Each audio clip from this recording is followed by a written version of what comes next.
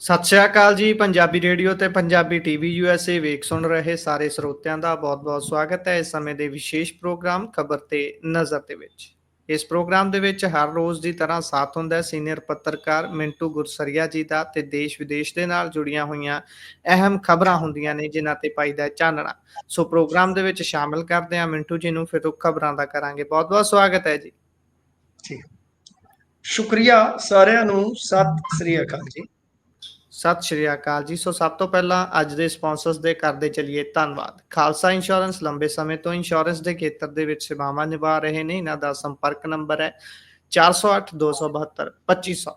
ਟਿਰਕੀਆਣਾ immigration ਲਾ firm. ਜੇ ਟਿਰਕੀਆਣਾ ਹੋਣਾ ਨਾਲ ਸੰਪਰਕ ਕਰ ਸਕਦੇ ਹੋ ਜੇਕਰ ਕਿਸੇ ਵੀ ਤਰ੍ਹਾਂ ਦੀ ਇਮੀਗ੍ਰੇਸ਼ਨ ਬਾਬਤ ਤੁਸੀਂ ਸਲਾਹ ਕਰਨੀ ਚਾਹੁੰਦੇ ਹੋ। Krishan Dhanota Yuba City. Baljinder Singh Nijjar Woodland GN lube ਵਾਲੇ ਟਰੱਕ ਵਾਸ਼ ਕਰਦੇ ਨੇ, ਆਇਲ ਚੇਂਜ ਕਰਦੇ ਨੇ, 에ਅਰ ਬ੍ਰੇਕਸ ਦਾ ਕੰਮ ਤਸੱਲੀ ਬਖਸ਼ ਕਰਦੇ ਨੇ।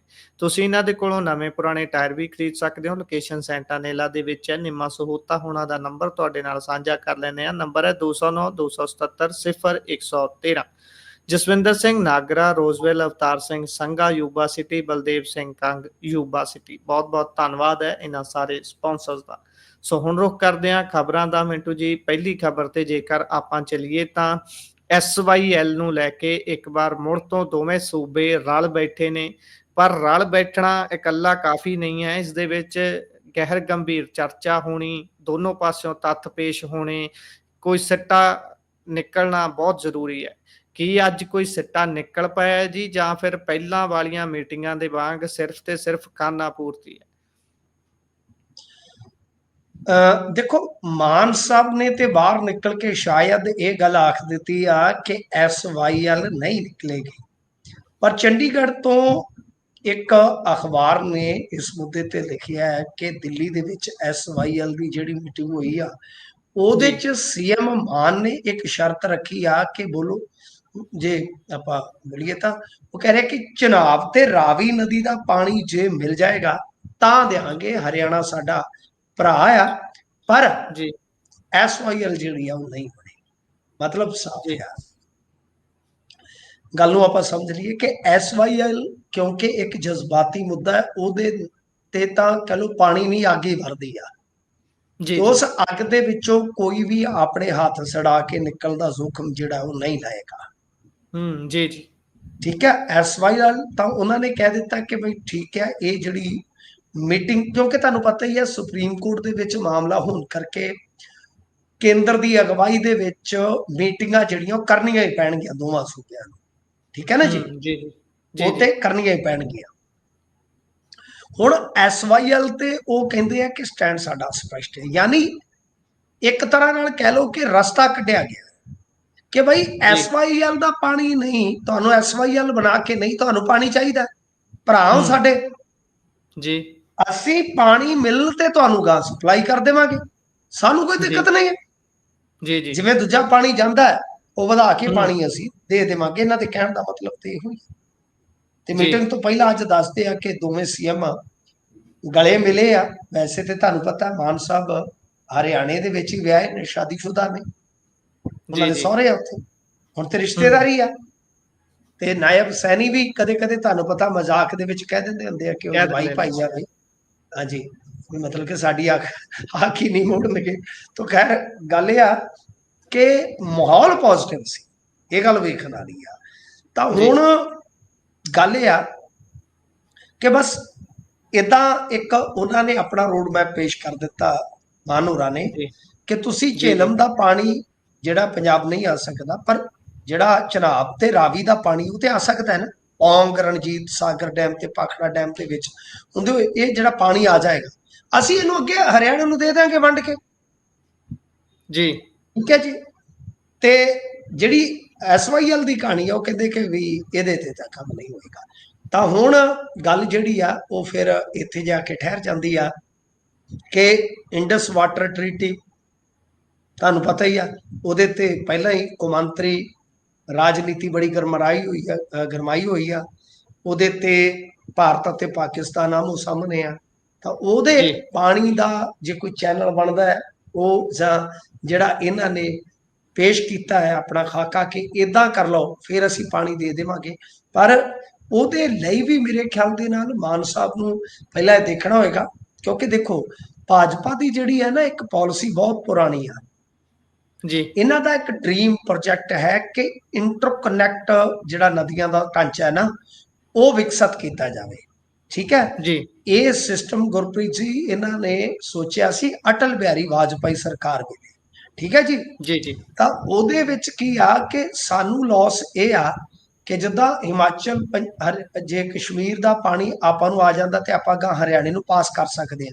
ਤੇ ਫਰਜ਼ ਕਰੋ ਜੇ ਉਧਰੋਂ ਕੱਲ ਨੂੰ ਸਾਨੂੰ ਪਾਣੀ ਦੀ ਜ਼ਰੂਰਤ ਹੋਵੇ ਤੇ ਉੱਤਰ ਪ੍ਰਦੇਸ਼ ਚੋਂ ਪਾਣੀ ਥੋੜੀ ਪੰਜਾਬ ਨੂੰ ਆ ਜਾਊਗਾ, ਕਿਉਂਕਿ ਪਾਣੀ ਜੀ ਜੀ ਕੁਦਰਤ ਦਾ ਵਹਾਅ ਹੀ ਜਿਹੜਾ ਹੈ ਉਹ ਉਲਟ ਹੋ ਜਾਏਗਾ।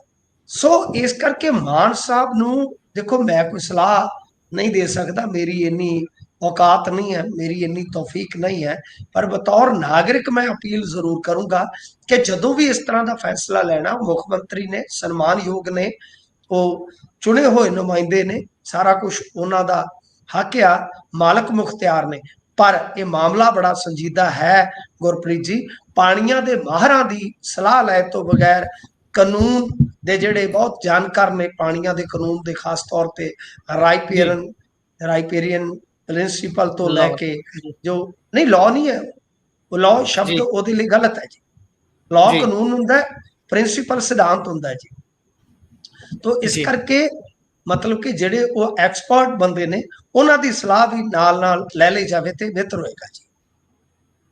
ਜੀ ਸੋ ਜੇਕਰ ਆਪਾਂ ਅਗਲੀ ਖਬਰ ਦਾ ਰੁਖ ਕਰੀਏ ਤਾਂ ਉਧਰ ਇੱਕ ਕੱਪੜਾ ਕਾਰੋਬਾਰੀ ਦਾ ਜਿਹੜਾ ਕਤਲ ਹੋਇਆ ਸੀ, ਉਸ ਮਾਮਲੇ ਦੇ ਵਿੱਚ ਕੱਲ ਖਬਰ ਆਉਂਦੀ ਹੈ, ਪਹਿਲਾਂ ਪ੍ਰੈਸ ਕਾਨਫਰੰਸ ਹੁੰਦੀ ਹੈ ਪੁਲਿਸ ਦੇ ਵੱਲੋਂ, ਪਰ ਅੱਧੇ ਕੁ ਘੰਟੇ ਬਾਅਦ ਹੀ ਕਹਿੰਦੇ ਖਬਰ ਆਈ ਕਿ ਇਨਕਾਊਂਟਰ ਹੋਇਆ। ਪਰ ਐਨਕਾਊਂਟਰ ਜਿਹੜਾ ਹੋਇਆ ਉਸ ਦੇ ਉੱਪਰ ਉਹਨਾਂ ਨੌਜਵਾਨਾਂ ਦੇ ਵਾਰਸਾਂ ਦੇ ਵੱਲੋਂ ਸਵਾਲ ਚੁੱਕੇ ਜਾ ਰਹੇ ਨੇ। ਇਹ ਮਾਮਲਾ ਹੁਣ ਨਵਾਂ ਖੁੱਲ ਰਿਹਾ ਹੈ ਜੀ। ਵੇਖੋ, ਇੱਕ ਮੇਰੀ ਭਵਿੱਖਬਾਣੀ ਆ ਕਿ ਜੇ ਤਾਂ ਜ਼ਿਆਦਾ ਰੌਲਾ ਪੈ ਗਿਆ ਫਿਰ ਤਾਂ ਕੀ ਕਹਿਣਾ ਜੀ। ਜਿਹੜੇ 3 ਸ਼ੂਟਰ ਸੰਜੇ ਨੂੰ ਮਾਰ ਕੇ ਗਏ ਨੇ ਜੀ, ਅਗਲਾ ਇਨਕਾਊਂਟਰ ਉਹਨਾਂ ਦਾ ਵੀ ਸੰਭਵ ਹੈ ਜੇ ਉਹ ਹੱਥੇ ਚੜ ਗਏ। ਠੀਕ ਹੈ ਨਾ ਜੀ, ਜਿਹੋ ਜਿਹਾ ਮਾਹੌਲ ਬਣਿਆ ਹੋਇਆ। ਤਾਂ ਗੱਲ ਸਿੱਧੂ ਮੂਸੇਵਾਲੇ ਦੇ ਕਤਲ ਤੋਂ ਮੈਂ ਸ਼ੁਰੂ ਕਰਾਂ ਕਿ ਮੈਂ ਉਸ ਵੇਲੇ ਹੀ ਆਖਿਆ ਸੀਗਾ ਕਿ ਹੁਣ 2 ਰਸਤੇ ਖੁੱਲ ਜਾਣਗੇ, ਇੱਕ ਵਸੂਲੀ ਦਾ ਤੇ ਦੂਜਾ ਐਨਕਾਊਂਟਰਸ ਦਾ। ਕ੍ਰਾਈਮ ਵਧੇਗਾ, ਸੰਗਠਿਤ ਕ੍ਰਾਈਮ ਵਧੇਗਾ, ਤਾਂ ਪੁਲਿਸ ਦੇ ਕੋਲ ਇਹ ਆਪਸ਼ਨ ਆ ਜਾਂਦਾ ਹੁੰਦਾ, ਸਟੇਟਾਂ ਇਹ ਕਰਵਾਉਂਦੀਆਂ, ਹਾਲਾਂਕਿ ਭੁਗਤਣਾ ਤੇ ਪੁਲਿਸੀਆਂ ਨੂੰ ਪੈਂਦਾ ਬਾਅਦ ਦੇ ਵਿੱਚ, ਭਾਵੇਂ 10 ਸਾਲ ਬਾਅਦ, 20 ਸਾਲ ਬਾਅਦ, ਪਰ ਸਰਕਾਰਾਂ ਉਹਨਾਂ ਤੋਂ ਕਰਵਾ ਦਿੰਦੀਆਂ। ਇਹ ਐਨਕਾਊਂਟਰ ਜਿਹੜੇ ਹੋ ਰਹੇ ਆ, ਕਰ ਪੁਲਿਸ ਰਹੀ ਆ, ਕਰਵਾ ਕੌਣ ਰਿਹਾ ਤੁਹਾਨੂੰ ਸਭ ਨੂੰ ਪਤਾ। ਉਹਦਾ ਇੱਕ ਕਾਰਨ ਹੈ ਕਾਰੋਬਾਰੀਆਂ 'ਚ ਭੈ ਹੈ, ਸੋਸ਼ਲ ਮੀਡੀਆ ਤੇ ਸਰਕਾਰ ਦਾ ਬੜਾ ਕ੍ਰਿਟਿਸਿਜ਼ਮ ਹੋ ਰਿਹਾ। ਪਰ ਗੱਲ ਇਹ ਆ ਕਿ ਹੁਣ ਜਿਹੜੇ ਵਾਰਸ ਆ ਉਹ ਕਹਿ ਰਹੇ ਆ ਕਿ ਜਿਹੜਾ ਇਹ ਜਸਪ੍ਰੀਤ ਆ, ਇਹਨੂੰ ਘਰੋਂ ਚੁੱਕਿਆ ਗਿਆ ਸੀਗਾ। ਮਤਲਬ ਜਿਨ੍ਹਾਂ ਨੇ ਜ਼ਿੰਮੇਵਾਰੀ ਲਈ ਆ ਉਹਨਾਂ ਨੇ ਵੀ ਪੋਸਟ ਪਾ ਕੇ ਇਸ ਨੂੰ ਫਰਜ਼ੀ ਐਨਕਾਊਂਟਰ ਕਰਾਰ ਦਿੱਤਾ ਆ। ਦੇਖੋ, ਮੈਂ ਕੱਲ ਵੀ ਇਹਦੇ ਤੇ ਕੁਝ ਸਵਾਲ ਕੀਤੇ ਸਨ ਤੇ ਅੱਜ ਵੀ ਮੇਰੇ ਉਹੀ ਸਵਾਲ ਕਾਇਮ ਰਹਿਣਗੇ ਕਿ ਇਹ ਇੱਕ ਨਹੀਂ, ਪੰਜਾਬ ਦੇ ਮੇਰੇ ਖਿਆਲ ਦੇ ਨਾਲ ਆਲਮੋਸਟ ਹੁਣ 100 ਦੇ ਕਰੀਬ, 50 ਤੋਂ 100 ਦੇ ਵਿਚਾਲੇ ਮੇਰਾ ਅੰਦਾਜ਼ਾ ਹੈ, ਰਫਲੀ ਮੈਂ ਕਹਾਂ ਤਾਂ 50 ਤੋਂ 100 ਇਸ ਤਰ੍ਹਾਂ ਦੇ ਐਨਕਾਊਂਟਰ ਨੇ ਜਿਹਦੇ ਵਿੱਚ ਇਹੋ ਹੀ ਕਹਾਣੀ ਹੈ ਕਿ ਅਸੀਂ ਰਿਕਵਰੀ ਵਾਸਤੇ ਲੈ ਕੇ ਗਏ ਸਾਂ ਤੇ ਸਾਡੇ ਤੇ ਹਮਲਾ ਕਰ ਦਿੱਤਾ ਗਿਆ, ਜਵਾਬੀ ਹਮਲੇ ਦੇ ਵਿੱਚ ਮਾਰਿਆ ਗਿਆ।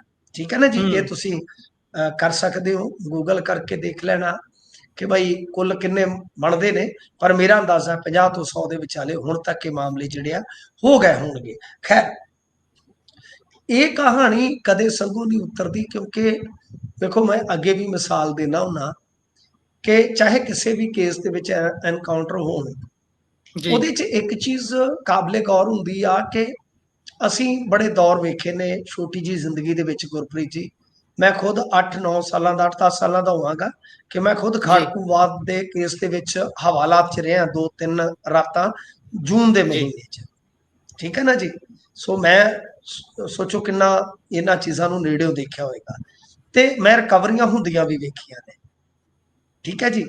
ਇਨਫੈਕਟ ਸਾਡੇ ਮਤਲਬ ਕਿ ਨੇੜੇ ਤੇੜੇ ਸਾਹਮਣੇ ਛੋਟੇ ਹੁੰਦਿਆਂ ਦੇ ਰਿਕਵਰੀਆਂ ਕਰਵਾਉਂਦੇ ਰਹੇ ਤੇ ਉਹ ਮਤਲਬ ਕਿ ਬੰਨ ਕੇ ਲਿਆਉਣਾ, ਮੁਸ਼ਕਾਂ ਬੰਨ ਕੇ ਲਿਆਉਣਾ, ਬੰਦੇ ਨੂੰ ਕਹਿਣਾ ਕਿ ਦੱਸ ਕਿੱਥੇ ਹੈ ਪਟੀਏ, ਤਾਂ ਫਿਰ ਇੱਕ ਬੰਦੇ ਨੇ ਉੱਥੋਂ ਪਟਾਈ ਕਰਨੀ ਤੇ ਉੱਥੋਂ ਚੀਜ਼ ਕੱਢ ਲੈਣੀ, ਭਾਵੇਂ ਉਹ ਵੈਪਨ ਹੈ, ਫੀਮ ਹੈ, ਚਾਹੇ ਸ਼ਰਾਬ ਆ। ਇਹ ਮੇਰੇ ਸਾਹਮਣੇ ਸਾਰੀਆਂ ਰਿਕਵਰੀਆਂ ਹੁੰਦੀਆਂ ਹੋ ਰਹੀਆਂ ਨੇ ਜੀ ਗੁਰਪ੍ਰੀਤ ਜੀ। ਮੈਂ ਜੀ ਬਹੁਤ ਜੀ ਕੁਝ ਵੇਖਿਆ ਆਪਣੀ ਜ਼ਿੰਦਗੀ 'ਚ, ਛੋਟੀ ਜਿਹੀ ਜ਼ਿੰਦਗੀ 'ਚ। ਤਾਂ ਮਤਲਬ ਕਿ ਇੱਕ ਸਧਾਰਨ ASI ਵੀ ਇੰਨੀ ਬੁੱਧੀ ਰੱਖਦਾ ਆ ਕਿ ਮੁਲਜ਼ਮ ਦੀਆਂ ਬਾਹਾਂ ਜਿਹੜੀਆਂ ਬੰਨ ਲਓ, ਮੁਸ਼ਕਾਂ ਬੰਨ ਲਓ, ਤਾਂ ਭੱਜਣ ਜੋਗਾ ਹੈ ਨਹੀਂਗਾ, ਦੱਸਣ ਜੋਗਾ ਹੈ, ਤੁਰਨ ਜੋਗਾ ਹੈ, ਉਹ ਦੱਸਦਾ ਹੈਗਾ। ਤਾਂ ਮਤਲਬ ਕਿ ਇਹ ਚੀਜ਼ ਜਿਹੜੀ ਆ ਉਹ ਤੇ ਸਾਫ਼ ਹੈ, ਹੁਣ ਸ਼ੀਸ਼ੇ ਵਾਂਗੂ ਸਾਫ਼ ਹੈ। ਜਿਹਨੇ ਸਮਝਣੀ ਸਮਝ ਲਵੇ, ਜਿਹਨੇ ਨਹੀਂ ਸਮਝਣੀ ਨਾ ਸਮਝੇ। ਪਰ ਇਸ ਵੇਲੇ ਦੌਰ ਜਿਹੜਾ ਹੈ ਉਹ ਇਹੋ ਜਿਹਾ ਕਿ ਸਰਕਾਰ ਜਿਹੜੀ ਹੈ ਉਹ ਚਾਹੁੰਦੀ ਹੈ ਕਿ ਕੰਮ ਨਿਬੜਦਾ ਜਾਵੇ। ਹੁਣ ਦੂਜੇ ਪਾਸੇ ਦੇਖੋ, ਇਸ ਮਾਮਲੇ ਦੇ ਵਿੱਚ ਜਿਹੜੇ ਇਹ ਦੋ ਨੇ, ਇਹ ਸ਼ੂਟਰਾਂ ਚੋਂ ਨਹੀਂ ਹੈ। ਇਹ ਉਹ ਸਵਿਫਟ ਕਾਰ ਦੇ ਵਿੱਚ ਜਾਣ ਵਾਲੇ ਆ ਜਿਨ੍ਹਾਂ ਨੇ ਉਹਨਾਂ ਨੂੰ ਮੋਟਰਸਾਈਕਲ ਤੋਂ ਗਾਂਹ ਚੜਾਇਆ ਸੀ। ਇਹ ਫਸੇ, ਇਸ ਕਰਕੇ ਟਰੈਪ ਦੇ ਵਿੱਚ ਪੁਲਿਸ ਨੇ ਇਹਨਾਂ ਨੂੰ ਜਦੋਂ ਟ੍ਰੇਸ ਕੀਤਾ ਤਾਂ ਉਹਦੇ 'ਚ ਕੀ ਆ ਕਿ ਸਾਡੇ ਲਾਗੇ ਇੱਥੇ ਪੁੱਛੋ ਇੱਕ ਟੋਲ ਆ ਜੀ, ਉਹਦੇ ਤੋਂ ਜਦੋਂ ਇਹ ਗੱਡੀ ਲੰਘੀ ਆ ਤਾਂ ਉਹ ਇਹਨਾਂ ਦੀਆਂ ਸ਼ਕਲਾਂ, ਗੱਡੀ ਨੰਬਰ, ਸਭ ਕੁਝ ਜਿਹੜਾ ਬੜਾ ਨੇੜਿਓਂ ਦੇਖਿਆ ਸੀ ਜੀ, ਉਸ ਤੋਂ ਬਾਅਦ ਇਹਨਾਂ ਨੂੰ ਉਧਰ ਰਾਤ ਹੀ ਚੁੱਕ ਲਿਆ। ਜਿੰਨੀ ਕੁ ਮੇਰੀ ਜਾਣਕਾਰੀ ਅੰਦਰੂਨੀ ਕਿ ਇਹ ਇੰਟਰੋਗੇਸ਼ਨ ਦੇ ਵਿੱਚ ਬਹੁਤਾ ਕੁਝ ਦੱਸ ਵੀ ਨਹੀਂ ਸੀ ਰਹੇ। ਜੀ, ਜੀ, ਕੋਈ ਕਿਤੇ ਕਹਿ ਰਿਹਾ ਸੀ ਮੈਂ ਇੱਥੇ ਤਾਰਿਆ, ਕੋਈ ਕਹਿੰਦਾ ਸੀ ਮੈਂ ਇੱਥੇ ਤਾਰਿਆ, ਕੋਈ ਕਹਿ ਰਿਹਾ ਸੀ। ਦੋਨਾਂ ਤੋਂ ਅੱਡ-ਅੱਡ ਇੰਟਰੋਗੇਸ਼ਨ ਹੋਈ ਹੋਏਗੀ ਨਾ ਕਿ ਦੇਖੋ ਜੀ ਹਰਿਆਣੇ ਤਾਰ ਕੇ ਆਏ ਜੀ, ਫਲਾਣੀ ਥਾਂ ਤੇ ਤਾਰ ਕੇ ਆਏ। ਤਾਂ ਮਤਲਬ ਕਿ ਇੱਕ ਤੇ ਇਹ ਚੀਜ਼ ਜਿਹੜੀ ਆ ਇਹਦੇ 'ਚ ਫੈਕਚੁਅਲੀ ਆਪਾਂ ਸਮਝ ਸਕਦੇ ਹਾਂ ਕਿ ਇੰਟਰੋਗੇਸ਼ਨ ਦੇ ਵਿੱਚ, ਕਿਉਂਕਿ ਅਰਪਿਤ ਸ਼ੁਕਲਾ ADGP ਤੇ ਕਹਿ ਰਹੇ ਸਨ ਕਿ ਇੰਟਰੋਗੇਸ਼ਨ ਜਾਰੀ ਆ ਦੋਵਾਂ ਦੀ, ਤੇ ਕੁਝ ਮਿੰਟਾਂ ਬਾਅਦ ਇਹ ਆ ਜਾਂਦਾ ਹੈ ਕਿ ਇਹਨਾਂ ਨੂੰ ਮਾਰ ਦਿੱਤਾ ਗਿਆ ਮੁਕਾਬਲੇ 'ਚ। ਤਾਂ ਤੁਸੀਂ ਸਮਝ ਸਕਦੇ ਹੋ ਨਾ ਕਿ ਕੀ ਚੀਜ਼ਾਂ ਚੱਲ ਰਹੀਆਂ ਨੇ। ਤਾਂ ਉਹ ਗੱਲ ਇਹ ਆ ਕਿ ਹੁਣ ਜਿਹੜਾ ਇੱਕ ਆਇਡੈਂਟੀਫਾਈਡ ਸ਼ੂਟਰ ਆ ਸ਼ਕਤੀ, ਉਹ ਲੋਕਲ ਆ। ਉਹਦੇ ਬਾਰੇ ਜਿੰਨਾ ਕੁ ਮੈਂ ਪਤਾ ਕੀਤਾ ਆਸੇ ਪਾਸੇ, ਕਿ ਟਰੱਕਾਂ ਤੇ ਜਾਂਦਾ ਰਿਹਾ। ਜਿਹੜਾ ਬੰਦਾ ਟਰੱਕਾਂ ਤੇ ਜਾਂਦਾ ਹੈ ਨਾ, ਉਹ ਗੁਰਪ੍ਰੀਤ ਜੀ ਬਹੁਤ ਸ਼ਹਿਰਾਂ ਤੋਂ, ਸੜਕਾਂ ਤੋਂ, ਦੂਜੇ ਰਾਜਾਂ ਤੋਂ, ਨਾਕਿਆਂ ਤੋਂ ਵਾਕਫ ਹੁੰਦਾ ਹੈ। ਸੋ ਇਸ ਵਾਸਤੇ ਹੁਣ ਪੁਲਿਸ ਵਾਸਤੇ ਚੈਲੰਜ ਹੈ, ਕਿਉਂਕਿ ਇੱਕੋ ਇੱਕ ਬੰਦਾ ਜਿਹੜਾ ਆਇਡੈਂਟੀਫਾਈਡ ਹੈ ਇਸ ਮਾਮਲੇ ਦੇ ਵਿੱਚ। ਦੋ ਤਾਂ ਨਿਬੇੜ ਤੇ ਜੀ, ਜੀ, 5 ਹੋ ਗਏ ਨਾ ਕੁੱਲ, 3 ਸ਼ੂਟਰ, 2 ਇਮਦਾਦੀ, 2 ਨਿਬੇੜ ਤੇ ਜੀ, ਜੀ, ਇੱਕ ਆਇਡੈਂਟੀਫਾਈਡ ਹੈ ਉਹਨਾਂ 'ਚ। ਹੁਣ ਉਹ ਇੱਕ ਪੁਲਿਸ ਦੀ ਗ੍ਰਿਫਤ 'ਚ ਕਦੋਂ ਆਉਂਦਾ, ਇਹ ਬੜਾ ਵੱਡਾ ਸਵਾਲ ਹੈ। ਮੈਂ ਪੁਲਿਸ ਦਾ ਮਾਮਲਾ ਹੈ, ਸੈਂਸਿਟਿਵ ਹੈ, ਮੈਂ ਕੋਈ ਜ਼ਿਕਰ ਨਹੀਂ ਕਰਨਾ ਚਾਹਾਂਗਾ। ਕੁਝ ਰਾਜਾਂ ਦੇ ਵਿੱਚ ਪੁਲਿਸ ਟੀਮਾਂ ਜਿਹੜੀਆਂ ਇਹਨਾਂ ਦੀਆਂ ਉਹ ਬਹੁਤ ਸਰਗਰਮੀ ਦੇ ਨਾਲ ਭਾਲ ਕਰ ਰਹੀਆਂ ਨੇ ਜੀ। ਜੀ, ਸੋ ਜੇਕਰ ਅਗਲੀ ਖਬਰ ਦਾ ਆਪਾਂ ਰੁਖ ਕਰੀਏ ਤਾਂ ਇੱਕ ਕਹਿੰਦੇ ਨੌਜਵਾਨ, ਪਹਿਲਾਂ ਵੈਸੇ ਆਮ ਆਦਮੀ ਪਾਰਟੀ ਦਾ ਹੀ ਉਹ ਵਰਕਰ ਰਿਹਾ, ਉਹ ਮਨੀਸ਼ ਸਿਸੋਦੀਆ ਹੁਣਾਂ ਦੇ ਨਾਮ ਤੇ ਠੱਗੀ ਮਾਰੀ ਜਾ ਰਿਹਾ ਸੀ। ਠੱਗੀ ਦਾ ਕਹਿੰਦੇ ਪਰਦਾਫਾਸ਼ ਹੋਇਆ ਤੇ ਨੰਬਰ ਕਹਿੰਦੇ ਮਨੀਸ਼ ਸਿਸੋਦੀਆ ਹੁਣਾਂ ਦਾ ਹੀ ਸੀ, ਪਰ ਇਹ ਕਿਵੇਂ ਹੈ ਜੀ? ਦੇਖੋ, ਇਹ ਤੇ ਹੁਣ ਜਾਂਚ ਪੜਤਾਲ ਦਾ ਵਿਸ਼ਾ, ਕਿਉਂਕਿ ਇੱਕ ਤੇ ਚੀਜ਼ ਮੰਨਣ ਵਾਲੀ ਆ ਕਿ ਜਿਹੜਾ ਸਾਈਬਰ ਫਰਾਡ ਆ, ਇੰਡੀਆ ਦਾ ਸਾਈਬਰ ਫਰਾਡ ਸਿਸਟਮ ਏਡਾ ਵੱਡਾ ਬਣ ਗਿਆ ਹੈ ਗੁਰਪ੍ਰੀਤ ਜੀ, ਕਿ ਇਹਦੇ ਵਿੱਚ ਵੱਡੇ ਵੱਡੇ ਨਾਮੀ ਬੰਦੇ ਜਿਹੜੇ ਉਹ ਠੱਗੇ ਜਾਂਦੇ ਆ। ਇਹ ਜੋ ਕਹਾਣੀ ਚੱਲ ਰਹੀ ਆ ਉਹਦੇ ਵਿੱਚ ਦੱਸਿਆ ਜਾ ਰਿਹਾ ਕਿ ਪਟਿਆਲਾ ਪੁਲਿਸ ਨੇ ਇੱਕ ਕ੍ਰਿਸ਼ਨ ਭਾਰਦਵਾਜ ਨਾਮ ਦੇ ਬੰਦੇ ਨੂੰ ਫੜਿਆ, ਜਿਹੜਾ ਹਰਿਆਣੇ ਦੇ ਰਵਾੜੀ ਦੇ ਧਾਰੂ ਹੇੜੇ ਦਾ ਰਹਿਣ ਵਾਲਾ। ਇਹ ਪਹਿਲਾਂ ਵੀ ਠੱਗੀਆਂ ਕੁਝ ਕਰ ਚੁੱਕਿਆ, ਯਾਨੀ ਨਕਲੀ ਅਫਸਰ ਬਣ ਕੇ। ਜੀ, ਦੱਸਦੇ ਆ ਕਿ ਇਹ ਮਾਮਲਾ ਜਿਹੜਾ ਹੈ ਫਰਜ਼ੀ ਤਰੀਕੇ ਨਾਲ ਜ਼ਮਾਨਤਾਂ ਦੇਣ ਦਾ ਜਿਹੜਾ ਸਕੈਮ ਸਾਹਮਣੇ ਆਇਆ ਸੀ, ਉਹਦੇ ਚੋਂ ਨਿਕਲਿਆ। ਠੀਕ ਹੈ ਜੀ। ਜਦੋਂ ਇਸ ਨੂੰ ਅਰੈਸਟ ਕੀਤਾ ਗਿਆ ਤਾਂ ਇਹਦੇ ਤੋਂ 5 ਤੋਂ 6 ਮੋਬਾਈਲ ਮਿਲੇ ਆ ਜੀ। ਇਹਨੇ ਕੰਪਨੀ ਤੋਂ ਇੱਕ ਜਿਹੜਾ ਹੈ ਨਾ ਨੰਬਰ ਲਿਆ ਸੀਗਾ, ਮਤਲਬ ਕਿ ਫੋਰੈਂਸਿਕ ਜਾਂਚ ਤੋਂ ਇਹਦੇ ਮੋਬਾਈਲ 'ਚ ਸਿਸੋਦੀਆ ਦਾ ਪੁਰਾਣਾ ਨੰਬਰ ਮਿਲਿਆ, ਸਿਸੋਦੀਆ ਦਾ। ਇਹ ਨੰਬਰ ਇਹਨੇ ਆਪਣੇ ਸੋਰਸ ਦੇ ਜ਼ਰੀਏ ਵੋਡਾਫੋਨ ਕੰਪਨੀ ਤੋਂ ਹਾਸਲ ਕਰ ਲਿਆ ਸੀ। ਆਰੋਪੀ ਨੂੰ ਪਤਾ ਸੀਗਾ, ਦੋਸ਼ੀ ਨੂੰ, ਕਿ ਸਿਸੋਦੀਆ ਇਹ ਨੰਬਰ ਵਰਤਦਾ ਰਿਹਾ ਹੈ। ਨੰਬਰ ਹਾਸਲ ਕਰਨ ਤੋਂ ਬਾਅਦ ਇਸਨੇ ਮਨੀਸ਼ ਸਿਸੋਦੀਆ ਦਾ PA ਬਣ ਕੇ ਕਾਲਸ ਕਰਨੀਆਂ ਸ਼ੁਰੂ ਕਰ ਦਿੱਤੀਆਂ, WhatsApp ਚੈਟਿੰਗ ਵੀ ਕੀਤੀ।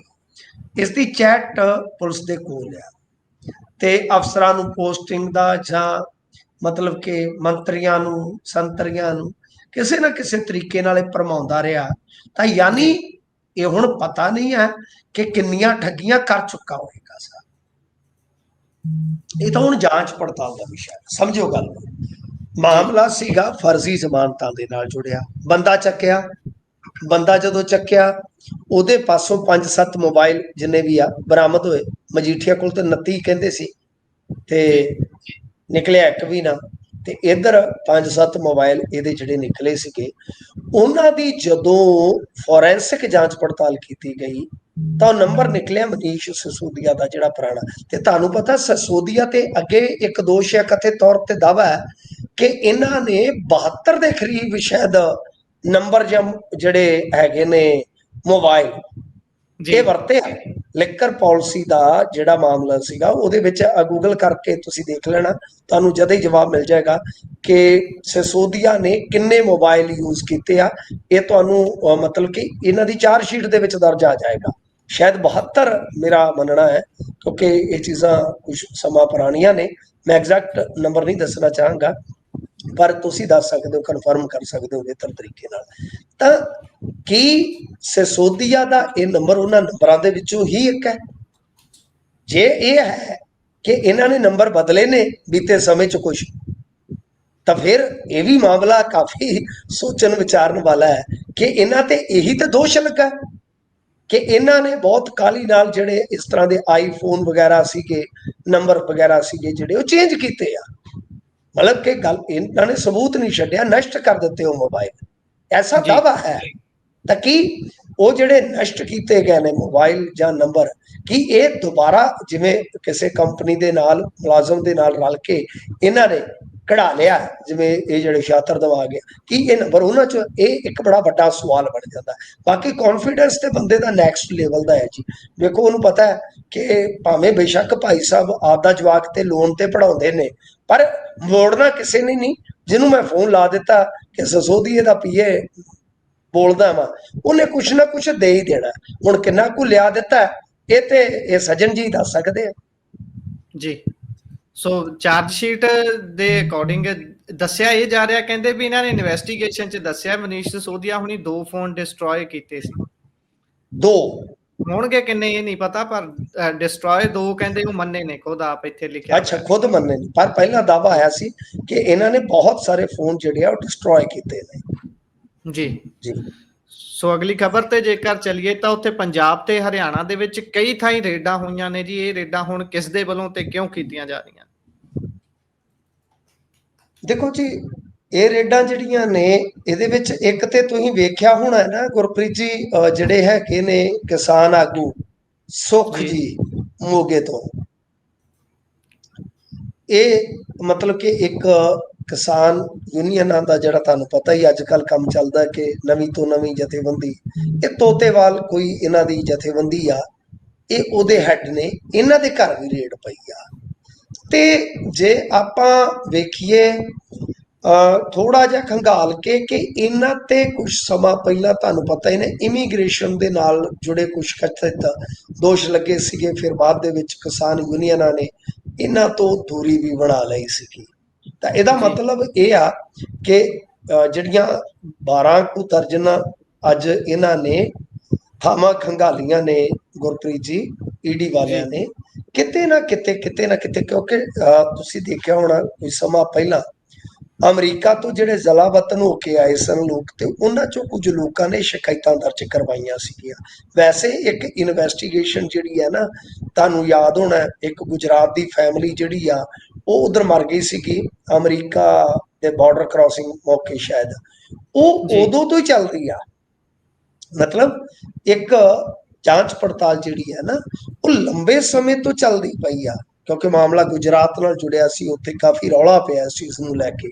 ਤਾਂ ਮੋਟੇ ਤੌਰ ਤੇ ਆਪਾਂ ਕਹਿ ਸਕਦੇ ਹਾਂ ਕਿ ਈਡੀ ਨੇ ਬੇਸ਼ੱਕ ਇਹਨਾਂ ਗੱਲਾਂ ਬਾਰੇ ਕੋਈ ਅਧਿਕਾਰਤ ਦੁਪਹਿਰ ਤੋਂ ਬਾਅਦ ਤੱਕ ਜਾਣਕਾਰੀ ਤੇ ਨਹੀਂ ਸੀ ਦਿੱਤੀ, ਪਰ ਜਿਵੇਂ ਉਸ ਲੀਡਰ ਦੇ ਘਰ, ਹਾਲਾਂਕਿ ਛਾਪੇ 'ਚ ਕੁਝ ਨਿਕਲਿਆ ਨਹੀਂ ਦੱਸਦੇ ਆ, ਜਿੱਦਾਂ ਰੇਡ ਹੋਈ ਆ ਤੇ ਆਪਾਂ ਤਾਰਾਂ ਜੋੜ ਕੇ ਵੇਖੀਏ ਤੇ ਨਤੀਜਾ ਇਹੋ ਹੀ ਨਿਕਲਦਾ ਗੁਰਪ੍ਰੀਤ ਜੀ ਕਿ ਇਹ ਸ਼ਾਇਦ ਰੇਡ ਜਿਹੜੀ ਆ ਉਹ ਡੰਕੀ ਰੂਟ ਨਾਲ ਜੁੜੀ ਆ। ਯਾਨੀ ਇਹਦੇ ਤਾਰ ਜਿਹੜੇ ਆ ਉਹ ਅਮਰੀਕਾ ਦੇ ਮਾਮਲੇ ਨਾਲ ਹੀ ਜੁੜਦੇ ਨਜ਼ਰ ਆਉਂਦੇ ਆ, ਜਿਨ੍ਹਾਂ ਨੂੰ ਆਪਾਂ ਅੰਦਾਜ਼ੇ ਦੇ ਰੂਪ ਦੇ ਵਿੱਚ ਸਮਝ ਸਕਦੇ ਹਾਂ ਚੀਜ਼। ਜੀ। ਸੋ ਅਗਲੀ ਖਬਰ ਦੇ ਵੱਲ ਜੇਕਰ ਚੱਲੀਏ ਤਾਂ ਬੀਤੇ ਦਿਨੀ ਜਦੋਂ ਸੋਹਲ ਸਾਹਿਬ ਇਸ ਜਹਾਨ ਤੋਂ ਚੜ੍ਹਾਈ ਕਰ ਜਾਂਦੇ ਨੇ ਤਰਨਤਾਰਨ ਤੋਂ ਵਿਧਾਇਕ, ਤੇ ਉਸ ਤੋਂ ਬਾਅਦ ਸਭ ਤੋਂ ਪਹਿਲਾਂ ਅੱਗੇ ਆ ਕੇ ਵਾਰਿਸ ਪੰਜਾਬ ਦੇ ਜਥੇਬੰਦੀ ਤੋਂ ਅੰਮ੍ਰਿਤਪਾਲ ਸਿੰਘ ਹੁਣਾਂ ਦੀ ਪਾਰਟੀ ਨੇ ਇਹ ਅਨਾਉਂਸ ਕੀਤਾ ਵੀ ਅਸੀਂ ਇਹ ਇਲੈਕਸ਼ਨ ਲੜਾਂਗੇ ਤੇ ਵੱਧ ਚੜ੍ਹ ਕੇ ਲੜਾਂਗੇ। ਉਸ ਤੋਂ ਬਾਅਦ ਇੱਕ ਇੰਟਰਨੈਟ ਤੇ ਗੱਲ ਉੜੀ ਸੋਸ਼ਲ ਮੀਡੀਆ ਤੇ ਕਿ ਬੀਬੀ ਖਾਲੜਾ ਹੁਣੀ, ਹੈਲੋ ਹੈਲੋ, ਸੋ ਉਧਰ ਖਬਰ ਆ ਰਹੀ ਹੈ ਕਿ ਬੀਬੀ ਖਾਲੜਾ ਹੁਣਾਂ ਨੇ ਚੋਣ ਲੜਨ ਤੋਂ ਇਨਕਾਰ ਕੀਤਾ, ਜਿਹੜੀ ਇੰਟਰਨੈਟ ਦੇ ਉੱਪਰ ਖਾਸਾ ਚਰਚਾ ਚੱਲ ਰਹੀ ਸੀ ਸੋਸ਼ਲ ਮੀਡੀਆ ਦੇ ਉੱਪਰ ਕਿ ਬੀਬੀ ਖਾਲੜਾ ਹੁਣੀ ਇਹ ਚੋਣ ਲੜ ਸਕਦੇ ਨੇ ਤਰਨਤਾਰਨ ਤੋਂ, ਜਿਹੜੀ ਬਾਈ ਇਲੈਕਸ਼ਨ ਆਉਣੀ ਹੈ। ਦੇਖੋ, ਬੀਬੀ ਖਾਲੜਾ ਹੋਰਾਂ ਦਾ ਜਿਹੜਾ ਪੱਖ ਆ, ਜਿਸ ਤਰ੍ਹਾਂ ਮੀਡੀਆ ਨੇ ਕਵਰ ਕੀਤਾ ਹੈ, ਉਹਨਾਂ ਨੇ ਤੇ ਇੱਥੋਂ ਤੱਕ ਲਿਖਿਆ ਹੈ, ਸ਼ਬਦ ਸ਼ਾਇਦ ਇਸਤੇਮਾਲ ਕੀਤਾ ਹੈ ਕਿ ਕੁਝ ਦੁਸ਼ਟ ਚਿਹਰਿਆਂ ਦੇ ਨਕਾਬ ਲਾਉਣ ਵਾਸਤੇ ਹੀ ਅਸੀਂ ਚੋਣ ਲੜੀ ਸੀ ਜੀ। ਯਾਨੀ ਜੋ ਪਹਿਲਾ ਇਲੈਕਸ਼ਨ ਇਹਨਾਂ ਨੇ ਲੜਿਆ, ਇਹਨਾਂ ਦੇ ਮੁਤਾਬਕ ਕਿ ਕੁਝ ਦੁਸ਼ਟ ਚਿਹਰਿਆਂ ਨੂੰ ਬੇਨਕਾਬ ਕਰਨਾ ਸੀ। ਉਹ ਚਿਹਰੇ ਕੌਣ ਨੇ? ਇਹ ਬੜਾ ਸੋਚਣ ਵਿਚਾਰਨ ਦਾ ਵਿਸ਼ਾ ਹੈ ਇਸਦਾ। ਉਹ ਇਲੈਕਸ਼ਨ ਸ਼ਾਇਦ ਜਸਵੀਰ ਡਿੰਪਾ ਜਿੱਤੇ ਸਨ ਜੀ। ਤੇ ਉਸ ਇਲੈਕਸ਼ਨ ਦੇ ਵਿੱਚ ਅਮਰਤਪਾਲ ਸਿੰਘ ਦੇ ਜਿਹੜੇ ਘਰ ਵਾਲੇ ਆ, ਖਾਸ ਤੌਰ ਤੇ ਤੁਸੀਂ ਦੇਖਿਆ ਹੋਣਾ, ਅਮਰਤਪਾਲ ਸਿੰਘ ਦੇ ਵਿਰੋਧੀ ਇੱਕ ਇਹ ਵੀ ਮੁੱਦਾ ਚੁੱਕਦੇ ਨੇ ਕਿ ਇਹਨਾਂ ਦੇ ਘਰਦਿਆਂ ਨੇ ਉਸ ਵੇਲੇ ਡਿੰਪਾ ਦੀ ਮਦਦ ਕੀਤੀ ਸੀ, ਤੁਹਾਨੂੰ ਯਾਦ ਆ। ਤਾਂ ਅੱਜ ਵੀ ਜਿਹੜੇ ਅਮਰਤਪਾਲ ਸਿੰਘ ਦੇ ਵਿਰੋਧੀ ਆ, ਉਹ ਇਸ ਇਲੈਕਸ਼ਨ ਨੂੰ ਨਾ ਲੜਨ ਦੇ ਚੱਕਰ ਦੇ ਵਿੱਚ ਇੱਧਰ ਜੋੜ ਰਹੇ, ਕਿਉਂਕਿ ਤੁਸੀਂ ਇੱਕ ਚੀਜ਼ ਹੋਰ ਦੇਖੀ ਹੋਣੀ ਆ, ਬਹੁਤ ਇੰਟਰਸਟਿੰਗ ਹੈ। ਮੈਂ ਵੈਸੇ ਕੱਲ ਵੀ ਸ਼ਾਇਦ ਐਨਾਲਿਸਿਸ ਦੇ ਵਿੱਚ ਕਹੀ ਸੀ ਕਿ ਬੀਬੀ ਖਾਲੜਾ ਇੱਕ ਚਿਹਰਾ ਐਸਾ ਨੇ ਜਿਹਦੇ ਚ ਸ਼ਾਇਦ ਪੰਥਕ ਜਥੇਬੰਦੀਆਂ ਸਹਿਮਤ ਹੋ ਜਾਣ, ਸ਼ਾਇਦ, ਕਿਉਂਕਿ ਪਿਛਲੀ ਵਾਰ ਬਹੁਤ ਲਾਹਨਤਾਂ ਪਈਆਂ ਸੀ, ਤੁਹਾਨੂੰ ਯਾਦ ਹੋਣਾ, ਯਾਦ ਹੈ ਨਾ? ਜੀ ਜੀ ਜੀ। ਵੀ ਐਤਕੀ ਕੁਝ ਇਹੋ ਜਿਹਾ ਕੰਮ ਜਿਹੜਾ ਹੈ ਨਾ, ਉਹ ਕੋਈ ਕਰੇਗਾ ਨਹੀਂ। ਤਾਂ ਪਰ ਉਹਨਾਂ ਨੇ ਜਿਸ ਤਰ੍ਹਾਂ ਜਵਾਬ ਦਿੱਤਾ, ਤੇ ਉਸ ਤੋਂ ਬਾਅਦ ਤੁਸੀਂ ਦੇਖੋ ਕਿ ਇੱਕ ਖਬਰ ਵੀ ਜਿਹੜੀ ਆ ਉਹ ਚੱਲ ਪਈ। ਖਬਰ ਆ ਕਿ ਸੰਤ ਕਰਤਾਰ ਸਿੰਘ ਖਾਲਸਾ ਭਿੰਡਰਾਂ ਵਾਲਿਆਂ ਦੇ ਪੁੱਤਰ ਆ ਜਿਹੜੇ ਕਮਰਚਰਤ ਸਿੰਘ, ਉਹ ਇਲੈਕਸ਼ਨ ਲੜ ਸਕਦੇ ਆ ਤਰਨਤਾਰਨ ਤੋਂ। ਮਤਲਬ ਕਿ ਇਹ ਵੀ ਆਪਣੇ ਆਪ ਦੇ ਵਿੱਚ ਕਹਿ ਲਓ ਕਿ ਕਾਫੀ ਵੱਡੀ ਖਬਰ ਬਣ ਜਾਂਦੀ ਆ ਕਿ ਜਿਹੜੀ ਇਹ ਤਰਨਤਾਰਨ ਵਾਲੀ ਸੀਟ ਖਾਲੀ ਹੋਈ ਆ। ਹੁਣ ਮਤਲਬ ਕਿ ਇਹ ਚੀਜ਼ ਜਿਹੜੀ ਆ ਸਮਝੀ ਜਾ ਸਕਦੀ ਹੈ ਕਿ ਪੰਥਕ ਜਥੇਬੰਦੀਆਂ ਜਿਹੜੀਆਂ ਉਹ ਆਪਸ ਦੇ ਵਿੱਚ ਵੀ ਟਕਰਾ ਸਕਦੀਆਂ, ਕਿਉਂਕਿ ਹਲਕਾ ਪੰਥਕ ਹੈ, ਇਹਦੇ 'ਚ ਕੋਈ ਸ਼ੱਕ ਨਹੀਂ।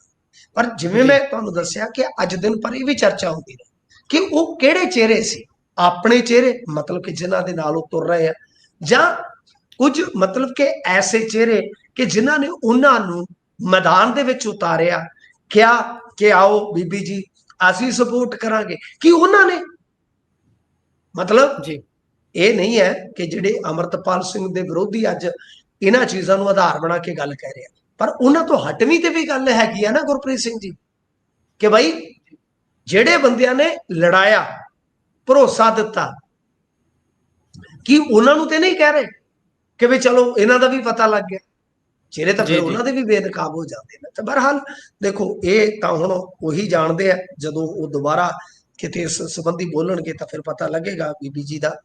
ਮੈਂ ਉਹਨਾਂ ਦੇ ਨਾਲ ਸੰਪਰਕ ਕਰਨਾ ਚਾਹਿਆ ਸੀ, ਉਹ ਸ਼ਾਇਦ US ਦੇ ਵਿੱਚ ਨੇ ਜੀ ਜੀ। ਜੋ ਮੈਂ ਤੇ ਅੱਜ ਖਬਰ ਹੀ ਪੜ੍ਹੀ, ਪਹਿਲਾਂ ਪੋਸਟ ਸਪੋਕਸਮੈਨ ਵਾਲਿਆਂ ਨੇ ਪਾਈ ਸੀ ਕਿ ਉਹਨਾਂ ਨੇ ਭਾਈ ਇਨਕਾਰ ਕਰ ਦਿੱਤਾ ਜੀ, ਤੇ ਉਹਨਾਂ ਨੇ ਕਿਹਾ ਕਿ ਅਸੀਂ ਨਹੀਂ ਲੜਾਂਗੇ, ਬਸ ਉਹ ਜਿਹੜਾ ਇਲੈਕਸ਼ਨ ਲੜਨਾ ਸੀ ਇੱਦਾਂ ਦਾ, ਜੋ ਵੀ ਮੈਂ ਤੁਹਾਨੂੰ ਦੱਸਿਆ। ਹੁਣ ਮਸਲਾ ਇਹ ਆ ਕਿ ਜਿਹੜੀ ਮੇਰੀ ਗੱਲ ਹੋਈ ਉਹਨਾਂ ਦੇ ਮਤਲਬ ਕਿ ਇੱਕ ਨਜ਼ਦੀਕੀ ਰਿਸ਼ਤੇਦਾਰ ਨਾਲ, ਉਹਨਾਂ ਨੇ ਕਿਹਾ ਦੇਖੋ ਇਲੈਕਟੋਰਲ ਸਿਸਟਮ ਦੇ ਵਿੱਚ ਅਸੀਂ ਹਿੱਸੇਦਾਰੀ ਨਹੀਂ ਕਰਾਂਗੇ, ਸਾਫ਼ ਜੀ।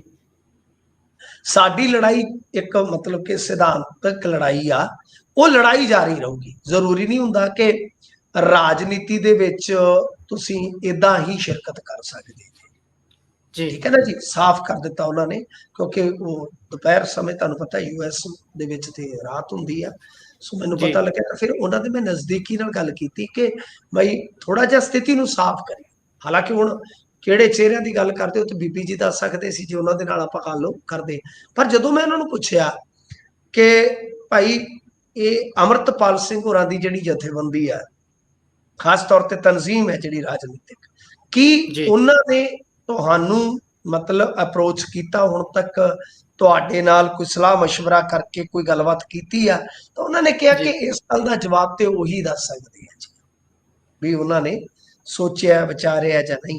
ਤਾਂ ਕਹਿਣ ਦਾ ਮਤਲਬ ਇਹੋ ਆ ਕਿ ਉਹਨਾਂ ਦੀ ਟੀਮ ਬੀਬੀ ਖਾਲੜਾ ਦੀ ਉਹ ਸਾਫ਼ ਕਰ ਰਹੇ ਨੇ ਕਿ ਅਸੀਂ ਇਲੈਕਟੋਰਲ ਸਿਸਟਮ 'ਚ ਨਾ ਜਾ ਕੇ ਵੀ ਆਪਣੀ ਜਿਹੜੀ ਸਿਧਾਂਤਕ ਸੋਚ ਆ, ਯਾਨੀ ਜੋ ਭਾਈ ਖਾਲੜਾ ਦਾ ਮਿਸ਼ਨ ਹੈ, ਉਸ ਨੂੰ ਅੱਗੇ ਤੁਰਾਂਗੇ। ਇਹ ਸਾਫ਼ ਹੈ, ਸਪਸ਼ਟ ਹੈ। ਤਾਂ ਹੁਣ ਜੀ ਗੱਲ ਆ ਜਾਂਦੀ ਆ ਪੰਥਕ ਰਾਜਨੀਤੀ ਦੀ। ਤਾਂ ਮੈਂ ਵਾਰ-ਵਾਰ ਕਹਿਣਾ ਕਿ ਦੇਖੋ, ਇੱਥੋਂ ਜੇ ਆਪਾਂ ਇਸ ਹਲਕੇ ਤੋਂ ਦੇਖੀਏ ਤਾਂ ਅਮਰਤਪਾਲ ਸਿੰਘ 40% ਵੋਟਾਂ ਲੈ ਗਏ ਸਨ। ਮੈਂ ਅੱਜ ਜੀ ਵੀ ਜੀ ਉਹਨਾਂ ਨੂੰ ਕਮਜ਼ੋਰ ਨਹੀਂ ਮੰਨਦਾ, ਅਮਰਤਪਾਲ ਸਿੰਘ ਨੂੰ, ਜਾਂ ਚਾਹੇ ਬੀਬੀ ਖਾਲੜਾ ਜੀ ਆ ਜਾਂਦੇ, ਉਹ ਹੋਰ ਵੀ ਸਟਰੋਂਗ ਹੋ ਜਾਂਦੇ। ਤਾਂ ਜੀ ਗੱਲ ਇਹ ਹੋਏਗੀ ਕਿ ਪੰਥਕ ਵੋਟ ਦੀ ਡਿਵੀਜ਼ਨ ਕਿੰਨੀ ਹੁੰਦੀ ਆ, ਹੁਣ ਮੁੱਦਾ ਇਹ ਬਣ ਜਾਏਗਾ। ਪਰ ਬੀਬੀ ਖਾਲੜਾ ਤੇ ਸਹਿਮਤੀ ਇੱਕ ਬਣ ਸਕਦੀ ਸੀ, ਆਸਾਰ ਸੀਗੇ। ਪਰ ਜੇ ਮੰਨ ਲਓ ਸਹਿਮਤੀ ਬਣ ਜਾਂਦੀ ਤਾਂ ਫਿਰ ਆਮ ਆਦਮੀ ਪਾਰਟੀ ਵਾਸਤੇ ਵਿਪਤਾ ਬਣ ਜਾਣੀ ਸੀ, ਬਹੁਤ ਔਖਾ ਹੋ ਜਾਣਾ ਸੀ ਇਹਨਾਂ ਵਾਸਤੇ। ਜੇ ਬੀਬੀ ਖਾਲੜਾ ਵਰਗਾ ਚਿਹਰਾ ਆ ਜਾਂਦਾ, ਮਤਲਬ ਕਿ ਜਿਹਦੇ ਤੇ ਸਹਿਮਤੀ ਬਣਦੇ ਆਸਾਰ ਸਨ, ਤਾਂ ਫਿਰ ਇਹ ਮਾਮਲਾ ਜਿਹੜਾ ਹੈ ਨਾ ਆਮ ਆਦਮੀ ਪਾਰਟੀ ਵਾਸਤੇ ਬਹੁਤ ਟੇਢਾ ਹੋ ਜਾਣਾ ਸੀ। ਬਾਕੀ ਦੇਖੋ ਹੁਣ ਗੁਰਪ੍ਰੀਤ ਜੀ ਕੀ ਬਣਦਾ ਜੀ ਅੱਗੇ। ਜੀ ਇਹ ਆਉਣ ਵਾਲੇ ਸਮੇਂ ਦੇ ਗਰਭ ਦੇ ਵਿੱਚ ਛੁਪੀ ਹੋਈ ਗੱਲ ਹੈ, ਵੇਖਦੇ ਹਾਂ ਬਣਦਾ ਕੀ ਹੈ। ਤੇ ਅੱਗੇ ਚੱਲੀਏ ਤਾਂ ਉਧਰ ਨਸ਼ੇੜੀਆਂ ਦੀ ਵੀਡੀਓ ਪਾਉਣ ਤੇ ਬੁਰੀ ਕੀਤੀ ਗਈ ਹੈ ਜੀ। ਦੇਖੋ, ਪਤਾ ਨਹੀਂ ਪੰਜਾਬ ਦੇ ਵਿੱਚ ਗੁਰਪ੍ਰੀਤ ਜੀ ਕਿਹੋ ਜਿਹਾ ਮਾਹੌਲ ਚੱਲਦਾ ਪਿਆ, ਸਮਝੋ ਬਾਹਰ ਆ। ਇਹ ਕੋਈ ਸ਼ੁਕਰ ਕਰੋ ਇਹਦਾ ਕਮਲ ਭਾਬੀ ਵਾਲਾ ਅੰਜਾਮ ਨਹੀਂ ਹੋ ਗਿਆ, ਜਿਸ ਜੀ ਤਰ੍ਹਾਂ ਦਾ ਜੀ ਮਾਹੌਲ ਬਣਿਆ ਪਿਆ। ਇਹਨੇ ਵੀਡੀਓ ਕਿਤੇ ਨਸ਼ੇੜੀਆਂ ਦੀ ਪਾ ਦਿੱਤੀ ਸੀ, ਉਹ ਵੀ ਹੁਣ ਵੀਡੀਓ ਕਹਿੰਦੇ ਕਿ ਕਿਉਂ ਪਾਉਂਦੇ ਜੇ ਤੁਸੀਂ ਸੋਸ਼ਲ ਮੀਡੀਆ ਤੇ ਵੀਡੀਓ ਵੀ ਨਾ ਪਾਓ। ਇਹ ਮਾਮਲਾ ਜਿਹੜਾ ਭਵਾਨੀਗੜ੍ਹ ਦਾ ਹਜ਼ੂਰ, ਇੱਥੇ ਕੋਈ ਮਤਲਬ ਕਿ ਅੱਜ ਜਿਵੇਂ ਆਪਾਂ ਕਰਦੇ ਆ ਵੈਬ ਪੱਤਰਕਾਰਤਾ, ਕੋਈ ਕਰਦਾ ਸੀ ਚੁੱਕ ਕੇ ਇਹਨੇ ਸੋਸ਼ਲ ਮੀਡੀਆ ਤੇ ਕਿਸੇ ਨਸ਼ੇ ਕਰਨ ਵਾਲੇ ਦੀ ਵੀਡੀਓ ਪਾ ਦਿੱਤੀ। ਜੀ ਤੇ ਮਤਲਬ ਉਸ ਨੌਜਵਾਨ ਦੀ ਵੀਡੀਓ ਜਦੋਂ ਅਪਲੋਡ ਕੀਤੀ ਤੇ 3 ਲੱਖ ਬੰਦੇ ਨੇ ਦੇਖ ਲਿਆ, ਵਿਊਜ਼ ਬੜੇ ਪੈਂਦੇ ਨੇ, ਤੁਹਾਨੂੰ ਪਤਾ ਮਜ਼ਾ ਆ ਜਾਂਦਾ ਜਦੋਂ ਡਾਲਰ ਡਿੱਗਦੇ ਨੇ 10 ਜੀ ਜੀ 10 10। ਪਰ ਉਹ ਜਿਹੜਾ ਨੌਜਵਾਨ ਸੀ ਉਹ ਗੱਲ ਦਿਲ ਤੇ ਲਾ ਗਿਆ, ਗੱਲ ਦਿਲ ਤੇ ਲੱਗੀ ਹੈ, ਨਿਦੁਖ ਇਹੋ ਮਾਰਦਾ।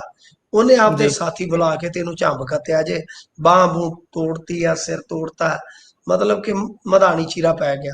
ਤਾਂ ਗੱਲ ਇਹ ਆ ਕਿ ਨਸ਼ੇੜੀ ਬਈ ਹਰਲ ਹਰਲ ਕਰਦੇ ਫਿਰਦੇ ਨੇ, ਤਾਂ ਹੀ ਤੇ ਲੋਕੀ ਸਿਆਣੇ ਲੋਕੀ, ਤੇ ਗੱਲ ਇਹ ਆ ਕਿ ਇਹ ਜਿੱਥੇ ਖਲੋਤੇ ਹੋਣ ਉੱਥੋਂ ਪਾਸੇ ਹੋ ਜਾਂਦੇ ਆ। ਜੀ ਜੀ ਉਹ ਤੇ ਲੋਕ ਤੇ ਇੱਥੋਂ ਤੱਕ ਡਰਦੇ, ਇਹਨਾਂ ਦਾ ਕੀ ਪਤਾ ਸੂਈ ਕੱਢ ਕੇ ਧਮਕੀ ਦੇਣ ਕਿ ਮੈਨੂੰ ਏਡਸ ਹੋਈ ਹੈ, ਤੈਨੂੰ ਵੀ ਚੁਬੋ ਦਿਆਂਗਾ, ਫਿਰ ਕੀ ਕਰੋਗੇ? ਇਹ ਆਤਮਘਾਤੀ ਦਸਤਾ ਫਿਰਦਾ ਹੈ ਸੜਕਾਂ ਤੇ। ਗੁਰਪ੍ਰੀਤ ਜੀ ਬਚੋ ਬਚੋ, ਜੇ ਉਹ ਕਹਿੰਦੇ ਮੇਰੇ ਤੋਂ ਬਚੋ, ਮੇਰਾ ਗੁੱਸਾ ਬੜਾ ਜਿੰਨਾ ਪੈਣਾ। ਬਚ ਹੁੰਦਾ। ਜੀ ਜੀ ਹਾਂ ਬਚ ਹੁੰਦਾ, ਇਹਨਾਂ ਤੋਂ ਬਚੋ ਬਈ, ਇਹ ਸਮਝੋ ਬਾਹਰ ਹੈ ਗੱਲ। ਔਰ ਇਹ ਸੰਗਠਿਤ ਬਹੁਤ ਨੇ, ਜੀ ਇਹ ਸਾਡੇ ਸਿਆਣੇ ਬੰਦਿਆਂ 'ਚ ਏਕਾ ਨਹੀਂ ਹੁੰਦਾ। ਮੈਂ ਲਾਇਆ ਹਿਸਾਬ, ਇਹਨਾਂ 'ਚ ਏਕਾ ਬਹੁਤ ਆ। ਇਹ ਤੇ ਜੀ ਸਿਟੀ ਹੋ ਜਾਣਾ, ਸਿਟੀ ਮਾਰ ਕੇ ਬੁਲਾਉਣੋਂ ਹਟ ਜਾ, ਇਹ ਸਿਟੀ ਮਾਰ ਕੇ ਬੁਲਾ ਲੈਂਦੇ ਨੇ, ਡੁੱਬ ਜਾਣੇ ਤੇ ਇਕੱਠੇ ਹੋ ਜਾਂਦੇ ਆ, ਇਕੱਠੇ ਹੋ ਕੇ ਕੁਰਬਲ ਕੁਰਬਲ ਕਰਕੇ ਪੈ ਜਾਂਦੇ ਨੇ। ਗੱਲ ਇਹ ਆ ਕਿ ਇਨਫਲੂਐਂਸਰ ਨੂੰ ਕੁੱਟਣ ਦਾ ਮਤਲਬ ਤੇ ਇਹੋ ਹੀ ਆ। ਉਹਨਾਂ ਨੇ ਦੱਸ ਦਿੱਤਾ ਕਿ ਅਸੀਂ ਜੋ ਮਰਜ਼ੀ ਕਰੀਏ, ਜਿਹੜਾ ਮਰਜ਼ੀ ਅਸੀਂ ਨਸ਼ਾ ਵਰਤੀਏ, ਜਿੱਥੋਂ ਮਰਜ਼ੀ ਲਿਆਈਏ, ਯੁੱਧ ਨਸ਼ਿਆਂ ਵਿਰੁੱਧ ਜੋ ਮਰਜ਼ੀ ਚੱਲੀ ਜਾਵੇ, ਖਸਮਾਂ ਦਾ ਸਿਰ ਖਾਵੇ, ਸਾਡੀ ਵੀਡੀਓ ਨਹੀਂ ਕਿਸੇ ਨੇ ਬਣਾਉਣੀ। ਜੇ ਬਣਾਈ ਤੇ ਫਿਰ ਉਹਦੀ ਵੀਡੀਓ ਤੁਸੀਂ ਵੇਖੋਗੇ, ਜਨਤਾ ਵੇਖੋਗੀ ਵੀ ਜਦੋਂ ਉਹ ਹਸਪਤਾਲ 'ਚ ਪਿਆ ਕਰਾ ਕਰਾ ਕਰੇਗਾ। ਜੀ ਸੋ ਅੱਗੇ ਜੇਕਰ ਚੱਲੀਏ ਤਾਂ ਉਧਰ ਬਿਹਾਰ ਦੇ ਵਿੱਚ ਵੋਟਰ ਸੂਚੀਆਂ ਦੇ ਵਿੱਚ ਜਿਹੜੀ ਸੋਧ ਨੂੰ ਲੈ ਕੇ ਰੌਲਾ ਚੱਲ ਰਿਹਾ ਹੈ, ਇਸ ਦੇ ਚੱਲਦਿਆਂ ਸੂਬਾ ਬੰਦ ਦੀ ਕਾਲ ਸੀ। ਕੀ ਰਿਹਾ ਜੀ ਅੱਜ ਉੱਥੇ ਸਾਰਾ ਦਿਨ? ਦੇਖੋ, ਉਹ ਤੇ ਤੁਸੀਂ ਟਵਿੱਟਰ ਵਗੈਰਾ ਤੋਂ ਦੇਖ ਸਕਦੇ ਹੋ ਕਿ ਕਿਸ ਤਰ੍ਹਾਂ ਦਾ ਮਾਹੌਲ ਰਿਹਾ ਹੋਏਗਾ। ਜੀ ਪਰ ਜੋ ਉੱਥੇ ਭਾਜਪਾ ਗੇਮ ਖੇਡ ਰਹੀ ਹੈ, ਮੈਂ ਤੁਹਾਨੂੰ ਉਹਦੇ ਤੋਂ ਜਾਣੂ ਕਰਾ ਦਿੰਦਾ। ਮੇਰੇ ਖਿਆਲ ਦੇ ਨਾਲ ਸਾਡੇ ਦਰਸ਼ਕਾਂ ਨੂੰ, ਸਾਡੇ ਸਰੋਤਿਆਂ ਨੂੰ ਇਹ ਗੱਲ ਦੱਸਣੀ ਜ਼ਰੂਰੀ ਆ, ਇਹਦੀ ਬਜਾਏ ਕਿ ਬੰਦ ਦੀ ਕਾਲ, ਕਿਉਂਕਿ ਮੈਂ ਇਹਨਾਂ ਚੀਜ਼ਾਂ ਦਾ ਨਾ ਗੁਰਪ੍ਰੀਤ ਜੀ ਘੱਟ ਹੀ ਖਿਆਲ ਕਰਦਾ ਹੈ ਕਿ ਜੀ ਇਕੱਠ ਕਿੰਨਾ ਸੀ ਕਿਸੇ ਦੀ ਰੈਲੀ 'ਚ, ਤੇ ਦੂਜਾ ਕਿ ਬੰਦ ਦਾ ਅਸਰ ਕੀ ਹੋਇਆ। ਅਸਰ ਤਾਂ ਇਹ ਆ ਕਿ ਤੁਹਾਡੇ ਤੱਕ ਖਬਰ ਪਹੁੰਚੀ ਹੈ, ਮੇਰੇ ਖਿਆਲ ਦੇ ਨਾਲ ਅਸਰ ਇਹੀ ਬਹੁਤ ਵੱਡਾ ਹੈ ਕਿ ਜੇ ਜੀ ਅੱਜ ਬੰਦ ਦੀ ਕਾਲ ਸੀ ਬਿਹਾਰ ਦੀ, ਤੇ ਜੇ ਉਹਦੀ ਗੱਲ ਗੁਰਪ੍ਰੀਤ ਜੀ ਕਰ ਰਹੇ ਨੇ, ਗੱਲ ਪੰਜਾਬੀ ਰੇਡੀਓ ਯੂਐਸ ਕਰ ਰਿਹਾ ਹੈ, ਤਾਂ ਮੇਰੇ ਖਿਆਲ ਦੇ ਨਾਲ ਉਹਦਾ ਬਹੁਤ ਵੱਡਾ ਹੈ। ਦੇਖੋ, ਦਿੱਲੀ ਤੋਂ ਸਾਰੇ ਕੰਮ ਛੱਡ ਕੇ ਰਾਹੁਲ ਗਾਂਧੀ ਉੱਥੇ ਬਿਹਾਰ ਦੇ ਵਿੱਚ ਪਹੁੰਚ ਗਿਆ ਅੱਜ, ਤਾਂ ਤੁਸੀਂ ਸਮਝ ਸਕਦੇ ਹੋ ਇਹ ਵੀ ਮਤਲਬ ਕਿ ਗੱਲ ਨਹੀਂ ਕਹੀ ਜਾ ਸਕਦੀ, ਐਡੀ ਗੱਲ ਨਹੀਂ ਸੀ ਜਿਹੜੀ ਤੂੰ ਬਣਾ ਕੇ ਬਹਿ ਗਏ ਹੋ। ਗੱਲ ਵਾਕਿਆ ਵੱਡੀ ਆ। ਗੱਲ ਵੱਡੀ ਇਹ ਆ ਗੁਰਪ੍ਰੀਤ ਜੀ, ਤੁਹਾਨੂੰ ਮੈਂ ਸੰਖੇਪ ਦੇ ਵਿੱਚ ਸਮਝਾ ਦਿੰਦਾ। ਮਤਲਬ ਕਿ ਵੋਟਰ ਸੂਚੀ ਨੂੰ ਵੈਰੀਫਿਕੇਸ਼ਨ ਦੇ ਪ੍ਰੋਸੈਸ 'ਚ ਲਿਜਾਣ ਦੇ ਨਾਂ ਤੇ ਸਿੱਧੇ ਇੱਕ ਤਰ੍ਹਾਂ ਨਾਲ ਨਾਗਰਿਕਤਾ ਜਿਹੜੀ ਆ ਉਹ ਹੀ ਮੰਗੀ ਜਾ ਰਹੀ ਆ ਵੀ ਸਿੱਧ ਕਰੋ। ਇਹਨਾਂ ਨੇ ਐਲਾਨ ਕੀਤਾ ਸੀਗਾ ਤੇ ਉਸ ਤੋਂ ਬਾਅਦ ਅੰਕੜਾ ਦੇ ਦਿੱਤਾ ਚੋਣ ਕਮਿਸ਼ਨ ਨੇ ਕਿ 7 ਕਰੋੜ 70 ਲੱਖ ਫਾਰਮ ਅਸੀਂ ਵੰਡੇ ਸੀ ਤੇ ਅੱਧੇ ਜਿਹੜੇ ਉਹ ਜਮ੍ਹਾਂ ਹੋ ਵੀ ਗਏ। ਹਾਲਾਂਕਿ ਯੋਗੇਂਦਰ ਯਾਦਵ ਨੇ ਇਹਦੇ ਤੇ ਸਵਾਲ ਖੜੇ ਕੀਤੇ ਆ ਕਿ ਤੁਸੀਂ ਡਾਟਾ ਦਿਓ ਜੀ। ਹੁਣ ਇਹਨਾਂ ਨੇ 11 ਦਸਤਾਵੇਜ਼ ਜਿਹੜੇ ਮੰਗੇ ਆ ਉਹਦੇ ਵਿੱਚ ਆਧਾਰ ਕਾਰਡ ਜਾਂ ਰਾਸ਼ਨ ਕਾਰਡ ਜਿਹੜਾ ਹੈ ਉਹ ਨਹੀਂ ਚਲਾਉਣਾ ਇਹਨਾਂ ਨੇ, ਬਲਕਿ ਸਰਕਾਰੀ ਕਰਮਚਾਰੀ ਜਾਂ ਜਿਹੜਾ ਪੈਨਸ਼ਨ ਭੋਗੀ ਆ ਉਹਦੀ ਆਈਡੀ ਜਾਂ ਪੀਪੀਓ ਜਾਂ 87 ਤੋਂ ਪਹਿਲਾਂ ਜਾਰੀ ਸਰਕਾਰੀ ਬੈਂਕ ਡਾਕਘਰ LIC ਦੀ ਆਈਡੀ। ਹੁਣ ਮੈਨੂੰ ਦੱਸੋ ਕਿ 87 ਤੋਂ ਪਹਿਲਾਂ ਵਾਲਾ ਬੈਂਕ ਦਾ ਦਸਤਾਵੇਜ਼ ਕਿੱਥੋਂ ਲੱਭ ਲੋਗੇ ਤੁਸੀਂ ਜੇ ਤੁਹਾਨੂੰ ਵਕਤ ਪੈ ਜਾਏ? ਸਰਕਾਰੀ ਤੁਸੀਂ ਮੁਲਾਜ਼ਮ ਨਾ ਹੋ। ਜਨਮ ਪ੍ਰਮਾਣ ਪੱਤਰ, ਮੇਰੇ ਤੇ ਸਰ 2 ਜਨਮ ਡੇਟਾ ਨੇ ਜੀ। ਮੇਰੇ ਮਾਂ ਬਾਪ ਉਦੋਂ ਤੇ ਜਨਮ ਪੱਤਰ ਬਣਦਾ ਹੀ ਨਹੀਂ ਸੀ, ਬਰਥ ਸਰਟੀਫਿਕੇਟ। ਤੇ ਜੇ ਮੈਨੂੰ ਕਹਿ ਦਿਓ ਵੀ ਆਪਦੇ ਪਿਓ ਦਾ ਲੈ ਕੇ ਆ, ਮੈਂ ਤਾਂ ਸਾਰੀ ਜ਼ਿੰਦਗੀ ਨਹੀਂ ਲਿਆ ਸਕਦਾ ਜੀ। ਪਾਸਪੋਰਟ, ਮੇਰੇ ਕੋਲ ਪਾਸਪੋਰਟ ਨਹੀਂ ਹੈ ਜੀ। ਬੋਰਡ ਜਾਂ ਯੂਨੀਵਰਸਿਟੀ ਦਾ ਜੋ ਪ੍ਰਮਾਣ ਪੱਤਰ ਉਹ ਲੈ ਕੇ ਕਿੰਨੇ ਲੋਕ ਹੈ ਜਿਨ੍ਹਾਂ ਦੇ ਕੋਲ ਕੋਈ ਵੀ ਸਰਟੀਫਿਕੇਟ ਨਹੀਂ ਵਿਦਿਆ ਦਾ ਜੀ। ਰਾਜ ਸਰਕਾਰ ਦਾ ਨਿਵਾਸ ਪ੍ਰਮਾਣ ਪੱਤਰ, ਕੁਝ ਲੋਕ ਤੇ ਹੈ ਹੀ ਘਮੱਕੜ ਨੇ ਜਿਹੜੇ ਇੱਕ ਥਾਂ ਤੇ ਰਹਿੰਦੇ ਨਹੀਂ, ਜਿਨ੍ਹਾਂ ਦਾ ਪੱਕਾ ਟਿਕਾਣਾ ਹੀ ਨਹੀਂ। ਵਣ ਅਧਿਕਾਰ ਪ੍ਰਮਾਣ ਪੱਤਰ, ਜਾਤ ਪ੍ਰਮਾਣ ਪੱਤਰ, ਰਾਸ਼ਟਰੀ ਨਾਗਰਿਕ ਰਜਿਸਟਰ ਦਾ ਦਸਤਾਵੇਜ਼ ਜੇ ਹੈਗਾ ਤਾਂ ਪਰਿਵਾਰਕ ਰਜਿਸਟਰ, ਸਰਕਾਰੀ ਮਕਾਨ ਜਾਂ ਜ਼ਮੀਨ ਵੰਡ ਦਾ ਪੱਤਰ, ਕੀ ਲਿਆਉਂਗੇ ਤੁਸੀਂ? ਇਹ ਤਾਂ ਸਰ ਮਤਲਬ ਪਤਾ ਕੀ, ਇਹਨੂੰ ਹੁਣ ਨਿਚੋੜਵਾਂ ਰੂਪ ਦੇ ਦਈਏ ਆਪਾਂ, ਗੱਲ ਲਮਕਾਈਏ ਨਾ, ਵੇਲਾ ਜ਼ਿਆਦਾ ਹੋ ਗਿਆ, ਜਿਹੜਾ ਤੈਅ ਸਮਾਂ ਹੈ। ਮੇਰਾ ਤੇ ਗੱਲ ਉਦਾਂ ਵੀ ਵੈਸੇ ਵੀ ਬੈਠਾ ਰੌਲਾ ਪਾ ਕੇ। ਅੱਛਾ, ਗੱਲ ਇਹ ਆ ਕਿ ਇਹਨਾਂ ਦਾ ਕੰਮ ਇਹ ਆ ਕਿ ਬਿਹਾਰ ਦੇ ਵਿੱਚ ਇਹ ਸਮਝਿਆ ਜਾਂਦਾ ਹੈ ਕਿ ਜਿਹੜੀ ਮਤਲਬ ਕਿ ਬਾਹਰਲੀ ਵੋਟ ਆ, ਵੀ ਬਾਹਰੋਂ ਆ ਕੇ ਜਿਹੜੇ ਇੱਥੇ ਲੋਕ ਬੈਠੇ ਆ ਤੇ ਵੋਟ ਬਣਾ ਕੇ ਬੈਠੇ ਆ, ਉਹ ਜ਼ਿਆਦਾਤਰ ਮੁਸਲਮਾਨ ਆ। ਜਦੋਂ ਮਤਲਬ ਕਿ ਇਸ ਬਹਾਨੇ ਵਗਦੀਆਂ ਵਹਿੰਦੀਆਂ ਦੇ ਵਿੱਚ ਕਿ ਬਾਹਰਲੇ ਆਏ ਜੀ, ਬੰਗਲਾਦੇਸ਼ੀ ਆਏ, ਫਲਾਣੇ ਆਏ ਜੀ, ਢਮਕਾਣੇ ਆਏ ਆ, ਨੇਪਾਲ ਤੋਂ ਆਏ ਆ ਜੀ, ਕਿਉਂਕਿ ਬਿਹਾਰ ਦਾ ਬਾਰਡਰ ਤੇ ਲੱਗਦਾ ਹੀ ਨੇਪਾਲ ਦੇ ਨਾਲ ਆ। ਅੱਜ ਕਰੋ ਨੇਪਾਲ ਚੋਂ ਆਏ ਤੇ ਨੇਪਾਲ ਦੇ ਵਿੱਚੋਂ ਤਾਂ ਹਿੰਦੂ ਆਏ ਨੇ ਜੀ। ਰੋਟੀ ਬੇਟੀ ਦੀ ਸਾਂਝ ਹੈ ਉਹਨਾਂ ਦੇ ਨਾਲ, ਕਿਆ ਗੱਲ ਕਰਤੀ ਚਲੀ ਜੀ ਹੈ। ਤੇ ਹੁਣ ਗੱਲ ਇਹ, ਇਹਨਾਂ ਨੇ ਕਰਨਾ ਕੀ ਆ, ਇਸ ਬਹਾਨੇ ਮੁਸਲਮਾਨਾਂ ਦੀਆਂ ਵੋਟਾਂ ਕੱਟ ਦੇਣਗੇ। ਜਦੋਂ ਕਿਉਂਕਿ ਮੁਸਲਮਾਨਾਂ ਦੀ 5ਵੀਂ ਵੋਟ ਜਿਹੜੀ ਆ ਉਹ ਭਾਜਪਾ ਦੇ ਉਲਟ ਭੁਗਤਦੀ ਆ, ਜਦੋਂ ਮੁਸਲਮਾਨਾਂ ਦੀ ਵੋਟ ਕੱਟ ਦੇਣਗੇ ਉਹਦਾ ਫਾਇਦਾ ਕਿਹਨੂੰ ਹੋਇਆ ਤੁਸੀਂ ਸਮਝ ਸਕਦੇ ਹੋ। ਤੇ ਰੌਲਾ ਹੀ ਇਸੇ ਗੱਲ ਦਾ ਹੈ। ਹੁਣ ਮਾਮਲਾ ਸੁਪਰੀਮ ਕੋਰਟ ਦੇ ਵਿੱਚ ਵੀ ਆ ਤੇ ਮਾਮਲਾ ਜਿਹੜਾ ਹੈ ਉਹ ਲੋਕਾਂ ਦੀ ਕਚਹਿਰੀ 'ਚ ਵੀ ਤੇਜ਼ਸਵੀਰ ਲੈ ਗਏ ਨੇ ਜੀ।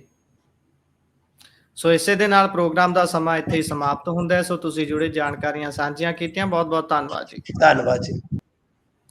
ਸੋ ਇਹ ਸਨ ਸਾਡੇ ਨਾਲ ਮਿੰਟੂ ਗੁਰਸਰੀਆ ਜੀ। ਵੱਖ-ਵੱਖ ਖਬਰਾਂ ਤੇ ਪਾਇਆ ਚਾਨਣਾ। ਕਿਵੇਂ ਲੱਗਿਆ ਤੁਹਾਨੂੰ ਪ੍ਰੋਗਰਾਮ? ਆਪਣੇ ਵਿਚਾਰ ਰਾਏ ਟਿੱਪਣੀਆਂ ਜ਼ਰੂਰ ਸਾਂਝਾ ਕਰਿਓ। ਜੁੜੇ ਰਹੋ ਪੰਜਾਬੀ ਰੇਡੀਓ ਤੇ ਪੰਜਾਬੀ TV USA ਦੇ ਨਾਲ। ਤੇ ਇਜਾਜ਼ਤ, ਧੰਨਵਾਦ, ਸਤਿ ਸ਼੍ਰੀ ਅਕਾਲ।